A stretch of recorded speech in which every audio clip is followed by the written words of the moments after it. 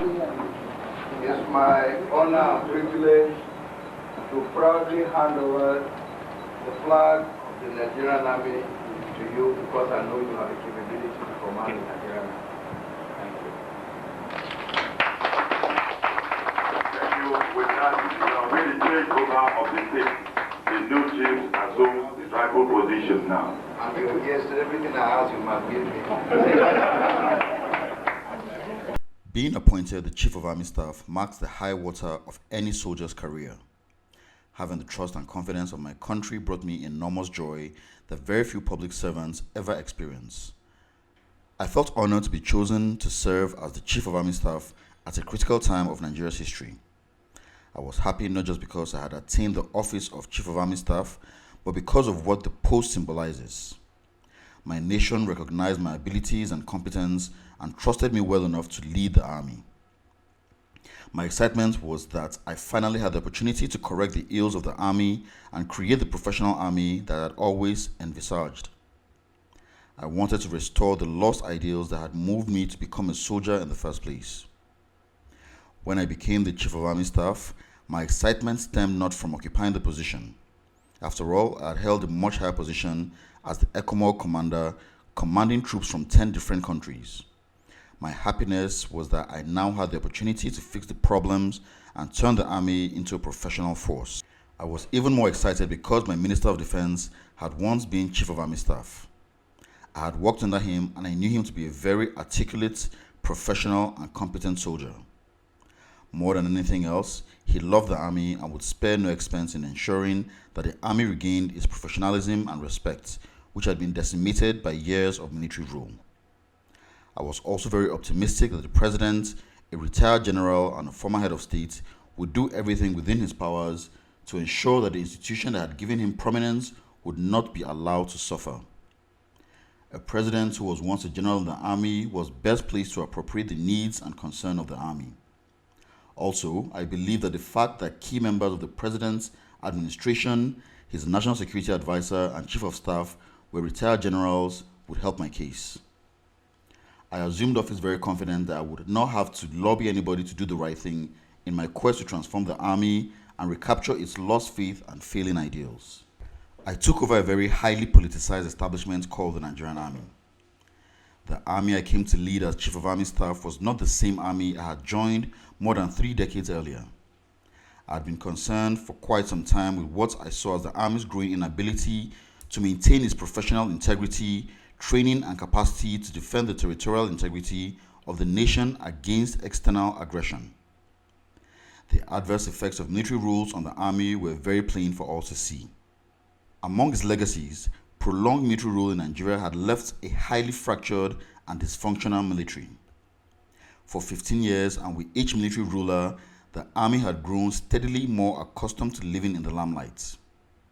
Officers indulged in obscene luxuries, even as they professed commitment to military discipline. Despite the pretensions, it was clear to even casual observers that the army was losing its soul.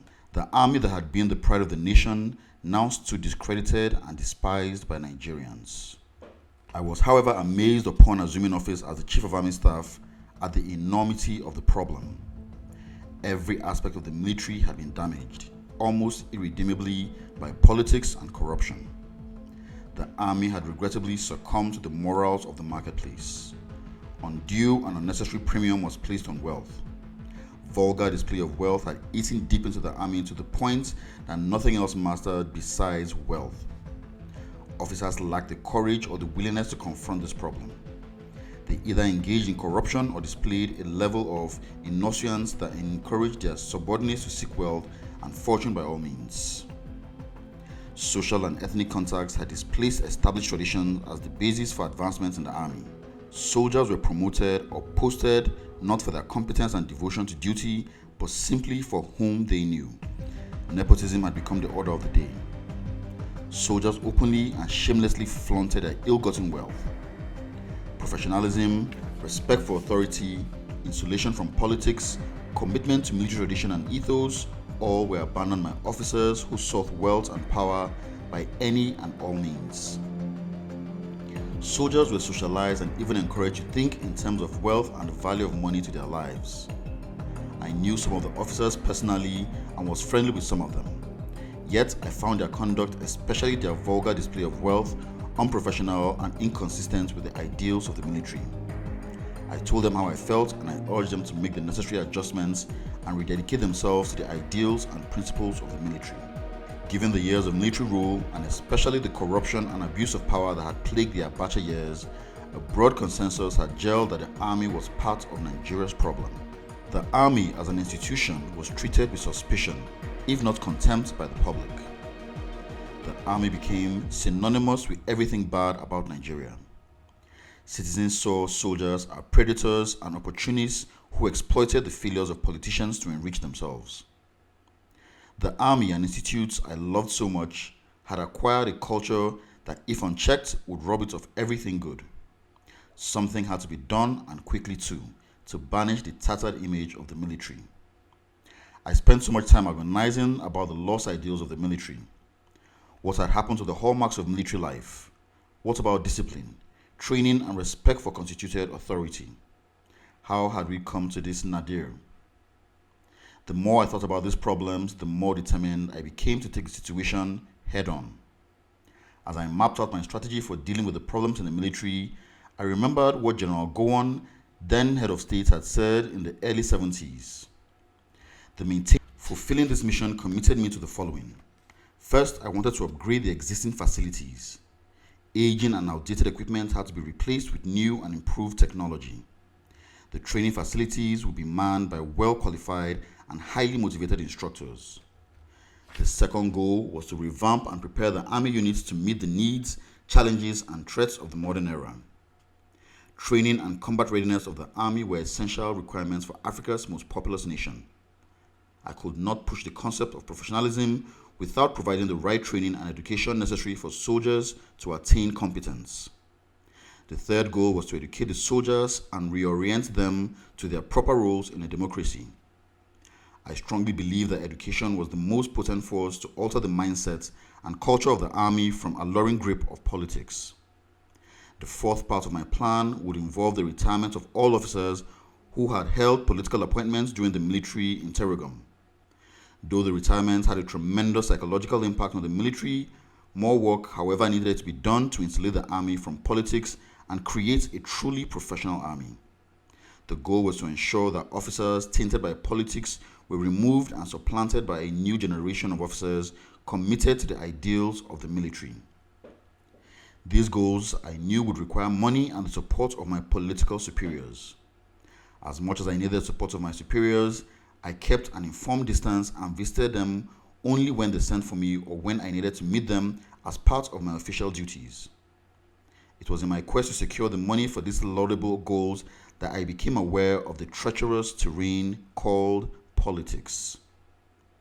I soon discovered that I was not on the same page with politicians who publicly professed their willingness to prepare soldiers for life in the barracks. The contacts with my political superiors and the technocrats in the ministries of defense and finance brought home to me the difficulties of sticking with one's principles. I was not naive.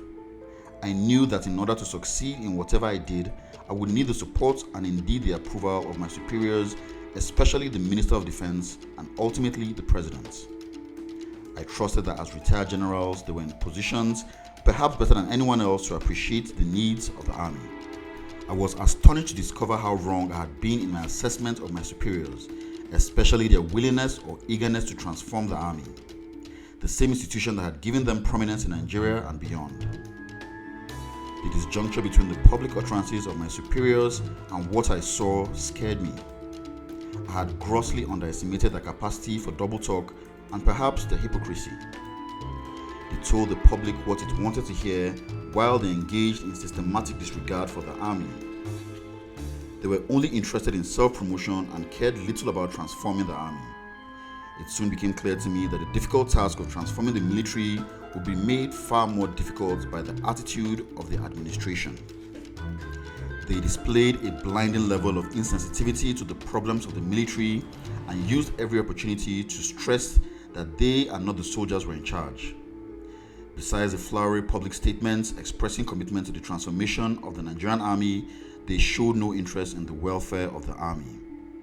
Also, the bureaucrats in the defense and finance ministries cared only about one thing.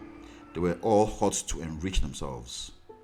Worse still, they saw everything through the prism of politics and readily subordinated the genuine need of the army to political considerations. It was difficult for me to live and work with people whose motives I questioned and whose approach to problems I detested. But as a soldier, I decided to march on. I was not going to allow the weakness of my superiors and the technocrats in the ministry to upset my world. Despite these problems, I was optimistic, perhaps naively, about the ultimate success of my quest to improve the army. We went from June to December 1999 without a budget. I found myself in a very awkward position of having to explain to soldiers why things were not moving as planned. I spent a considerable amount of time trying to assuage soldiers who were becoming increasingly restive at the slow pace of developments. I reassured them that once we got our budget, things would work out fine. During one of my several meetings with the Defense Minister, General Danjuma, I told him that I was supposed to be the Chief of Army Staff, but that he had turned me into a preacher, and a very bad one at that. I had to tell long stories to my troops to keep them hopeful, something that was alien to my culture and my upbringing. Before we prepared the budget for 2000, we went to see the President. In our presentation to the President, we focused on three main areas: repairs of our equipment, renovation of the barracks, and renovation and refurbishing of military hospitals. The President commended me for my industry and wished that other units of the armed forces would follow my lead. I thanked him for his compliments, saluted, and left. I remember leaving the meeting very excited. At last, my expectation had come true. The President, a former Army general, had listened to me and was willing to help me achieve the laudable goals of reforming the military. We prepared the budget and passed it on to the Minister of Defense, who sent it to the Finance Ministry. I was shocked to learn that out of the budget of about 12 billion naira, the Ministry of Finance allocated 980 million naira to the Army and less than that to the Navy and Air Force. It was becoming increasingly obvious to me that the Byzantine intrigues of the Supervising Ministry posed significant threats to my quest to transform the Army. I took up the matter with the Defense Minister and went to the National Assembly. By the time we finished our presentation before the National Assembly, the members decided to increase our allocation from 980 million to 4.7 billion naira. Again, we thanked them and left. I do not know whether the adjustment of our allocation by the National Assembly offended some people in high places, but not a single kobo was released to us from January to October 2001. By late October, approximately 40 days to the end of the budget year, we received a check for 280 million naira. Unsure of what to spend the money on and highly suspicious of the motives behind the late release of this paltry sum, I urged my colleagues to leave the money alone. They agreed with me, and the money was left to lapse to the following year. Sometime in the early part of the year, we went to see the Minister of Defense to discuss the budget for the year. The Minister asked us to resubmit our budgets. This time, the Ministry approved 7.1 billion naira for the Army. We had 87 barracks and we asked for 2.7 billion naira to renovate all the barracks using the Army Engineering Corps for most of the work. The Presidency set up a task force headed by Chief Oshinoyi to handle the renovation of Army barracks in the country. The panel came up with 3.7 billion naira for each barrack. We did not challenge the panel's recommendation because it was the President's prerogative. I assured the panel of my cooperation and promised to assist them in any way possible. My main concern was the welfare of my soldiers, and I was willing to do whatever was needed to attain that goal. I made it clear to the panel that all I wanted was decent housing for my officers and soldiers so that they could live with some dignity. There was a provision that at the end of every quarter, an assessment would be sent to the federal government. Yet again, no money was released to us. On March 31st, we received a letter from the Ministry of Defense asking us to comment on the expenditure. I traveled to Abuja to see the Minister for Guidance, and he advised us to have a nil return since we had neither received nor spent any money. On April 24th, 2002, three of us, the service chiefs for the Army, Air Force, and Navy, were relieved of our respective commands and retired from service. Before the budget fiasco, I had some encounters with the then President Chief Olusegun Obasanjo that had raised troubling concerns about the administration's capacity to approach the army with fairness and restraint. My first encounter with the President concerned the attempt to remove the General Officer Commanding GOC of 1st Division Kaduna, Major General Ogbemudia, who eventually went on to become Chief of Army Staff and Chief of Defense Staff subsequently. The Minister of Defense informed me that the President and Commander-in-Chief had asked that I remove the GOC of 1st Division Kaduna. I asked for the offense and he replied that he did not know whether he was conveying the instruction of the Commander-in-Chief. I asked for permission to see the Commander-in-Chief and he advised that I go see him if I so desired. I decided to see the President because I was not prepared to sit passively and silently while the General Officer Commanding, who had carried out superior orders, suffered unnecessary career-ending consequences. I met the President about 7 in the morning at his residence at the Presidential Villa. He was still in his pajamas and sitting at the dining table when I was ushered in to meet with him. I acknowledged receipt of his instruction from the Honorable Minister directing me to remove the GOC of 1st Division. I told him that I needed some clarification. I told him I did not know what the GOC had done to warrant replacing him. The President looked up and down and said that the pressure was on him to remove General Ogbemudia because of the way he had handled the Kaduna religious crisis. He told me that they had accused him of supporting the Christians during the religious upheavals in Kaduna. I quickly told him that the accusations were not true. Every action taken by the GOC had been based on the instruction he had received from the Army headquarters. All through the crisis, General Ogbemudia sent daily written reports to my office, which I forwarded to the Presidency. As the meeting progressed, it became obvious to me that the President had not read the reports. I told him that I was convinced that the GOC had performed competently and professionally. I showed him the letter of commendation I had written about him after the operation and insisted that nothing warranted my withdrawing the recommendation. I told him that I did not know we were supposed to be influenced by political considerations. I ended by telling him that if he had lost confidence in the Chief of Army Staff, he should tell me who to hand over to. At the end of my presentation, the President smiled warmly and, as usual, engaged in a lengthy and convoluted speech. The gist of the story was that he blamed the Minister of Defense and stated that he had failed to do his work. The minister was not effectively discharging his duty. I sensed that he wanted me to join him in blaming the minister. I was not prepared to gratuitously involve myself in an unwarranted attack on my minister, a man I had great respect for and whom I admired greatly. I told him that I thought he had not been properly briefed and that I had come to brief him and had not discussed my intended visit with the minister. At that point, he told me to go back and ask the GOC to continue with his job. All along, the officer concerned did not know what was going on. I left Aso Rock and went to Fort IBB, now called Niger Barracks, and called the officer in Kaduna, asking him to meet me in Abuja.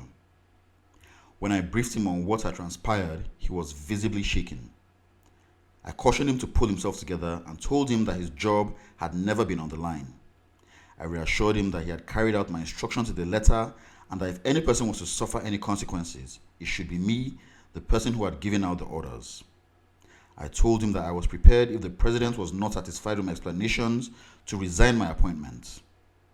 Before he left, I reassured him of my confidence in him and urged him not to let detractors prevent him from living up to the ideals in the military.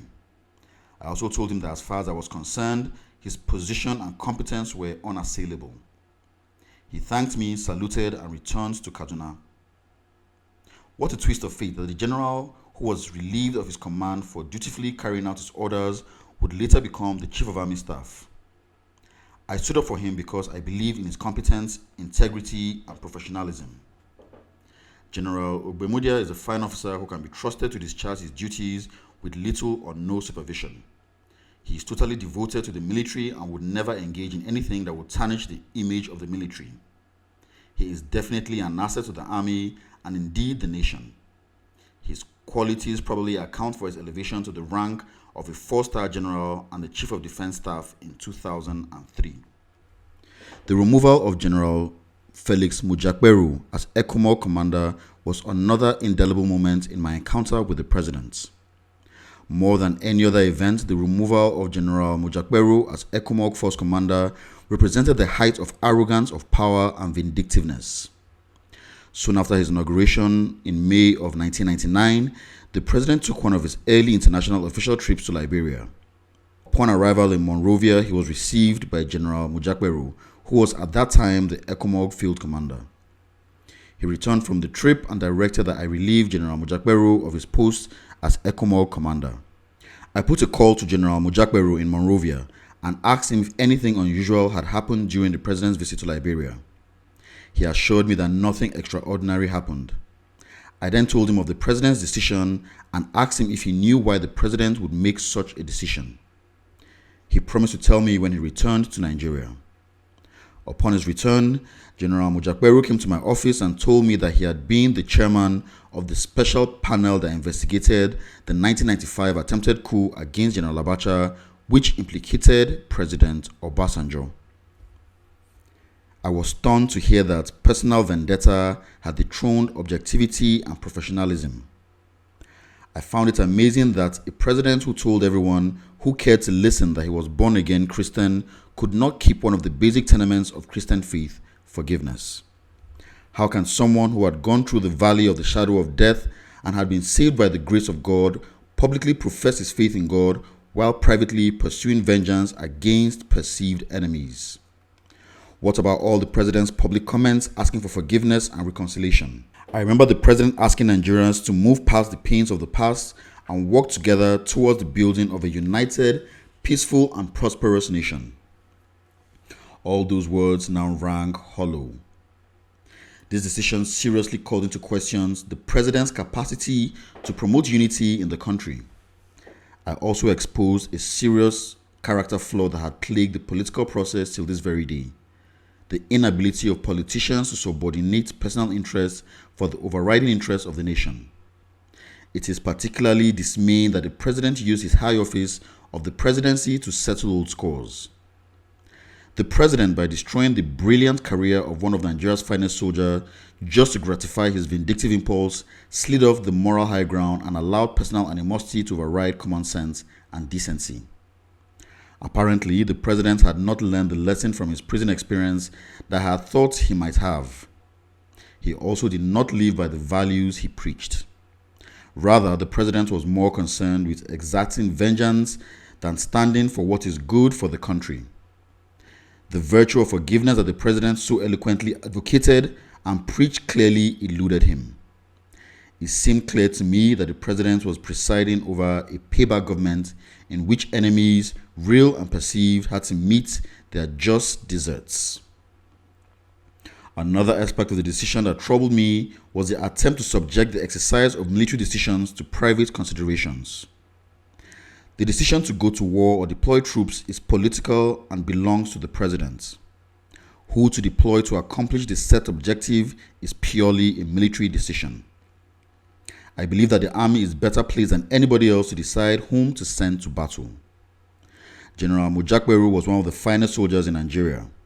He is a man of impeccable integrity and unassailable military credentials. Very few officers in the Nigerian army are more qualified than he is to lead soldiers into combat. By all accounts and based on the field reports, he was performing superbly in Liberia. For a president to ignore all this, simply to get even, troubled me immensely. I offered emotional support and encouragement to General Mujakberu in what I knew was a difficult and trying time. To have one's career interrupted for no reason at all is definitely not a pleasant experience. General Mujakberu, in his charismatic humility, eased my pain by reassuring me that he was at peace with the decision. He had decided to move on with his life and urged me not to let the matter bother me more than it should. Soldiers are trained to expect the unexpected and to readjust accordingly. He had made the necessary readjustments and had no regrets about his service to his fatherland. The General Mujakberu incident raised grave questions in my mind about the ability of the president to deal fairly with people, especially those with whom he had an axe to grind. A fine soldier with a stellar military career had just become a casualty of one man's vindictiveness. That man happened to be the commander-in-chief with extensive executive powers. Forgiving General Mujakberu may not be the right word. General Mujakberu had no choice in conducting the investigation requested by his superior during the Abacha regime. Failure to carry out orders is an intolerable offense in the army, one that will certainly end one's career and possibly result in jail time. President Obasanjo, the head of state, had used the same investigative format in 1976 to deal with Colonel Dimka and his colleagues, who had been involved in the attempted coup plot in which General Mohammed was assassinated. He was therefore familiar with the military code of conduct and the procedures for dealing with coups and attempted coups within the military. It is also worthy of mention that the law under which General Obasanjo and his alleged co-conspirators were investigated and tried in 1995 was promulgated in 1976 by General Obasanjo. The Treason and Allied Offences Act was enacted in 1976 to try coup plotters involved in the failed coup attempt that resulted in the assassination of the head of state, General Murtala Mohammed. What an irony that an amended version of the law would be used nearly 2 decades later to try and punish the same man under whose watch the law was enacted. Even more ironic was the fact that General Obasanjo would pick issues with General Mujakberu, who was implementing the law passed by him. To hold personal grudges against an officer for simply carrying out legitimate superior orders was childish, beyond the pale, and disclosed a small-minded disregard for the norm of the military and arrogance of power. I dealt with General Mujakberu's case with considerable angst. I had been raised by my parents and trained by the army to stand up for what is right, but this time I let caution get the better part of me. What if I resisted the order to recall a general by who all accounts was doing his job very well? After all, I was the Chief of Army Staff, who by tradition and rules had the sole authority for troop deployments. Had I become an accessory to the interruption of a brilliant career? Had I not betrayed all I stood for? I asked myself these questions for a long time, but finally let go, hoping that things like that would never happen again under my watch. Pained as I was, I kept my feelings to myself. I did not want to go public with my private anguish. I did not want my personal struggle to turn into a national narrative or headline news items. I worried about the president's capacity to deal fairly with me, but I convinced myself that with time everything would work out fine. I also reassured myself that the president, who was settling into his role as an elected civilian president, would learn to show some restraint in his dealings with the military. Little did I know that it was the sign of things to come, as was made more evident by the buzz surrounding the military pact between Nigeria and the United States of America.